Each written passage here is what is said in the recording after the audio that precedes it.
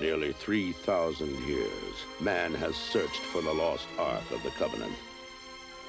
The Bible speaks of the Ark leveling mountains and laying waste to entire regions. Not something to be taken lightly. No one knows its secrets. Jones, do you realize what the Ark is? It's a transmitter. It's a radio for speaking to God.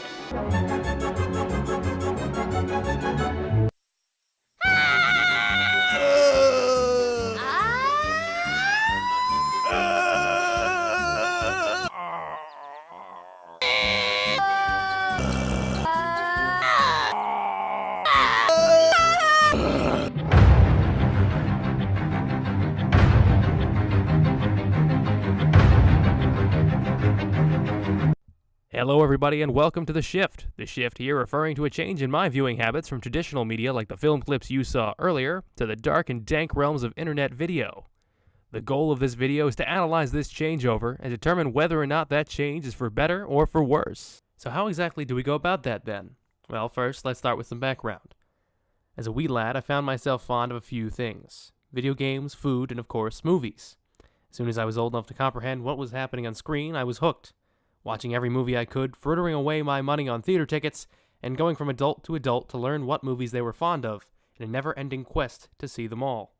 Time goes by, and high school senior me struggled to answer the imposing question of what I'd like to do for the rest of my life. I briefly considered my love of film, but determined that would be silly. I was good with computers, why not computer science? No, that'd be way too much work. An English major? Those were my favorite classes after all, though I never actually read any of the books. So I went back to film. Radio, TV, and film, to be exact. I'd grow up to be the next Steven Spielberg. Or at least the guy who brings him coffee. That brings us to today, and now, as a college student more than halfway through his higher education, I've stumbled upon an intriguing observation. I don't really watch movies anymore. Well, okay, that's not entirely true. I still go to the theater every now and again when I scrape up enough cash, and I have to watch a ton of foreign and black and white films in class.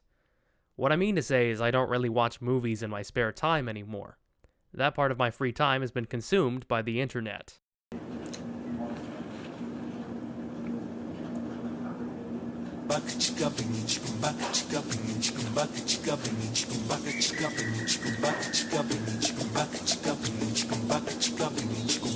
The internet's a wonderful place. Sometimes. Occasionally. Not really, but it does have YouTube, so that's a plus. Of course, you must be familiar with YouTube, the massive online video social media site you're probably watching this on right now. In late middle school, I caught wind of it, seeing only what my older brother allowed me to see. By high school, I was a casual user, checking out a few videos here and there whenever I held control of the family computer. But by the time college kicked around, I was hooked.